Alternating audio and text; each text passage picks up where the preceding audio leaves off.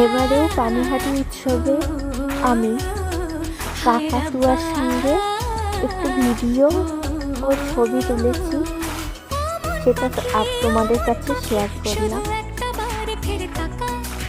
ভিডিওটি যদি ভালো লেগে থাকে লাইক, কমেন্ট, শেয়ার এবং চ্যানেলটিকে সাবস্ক্রাইব করে পাশে থাকুন।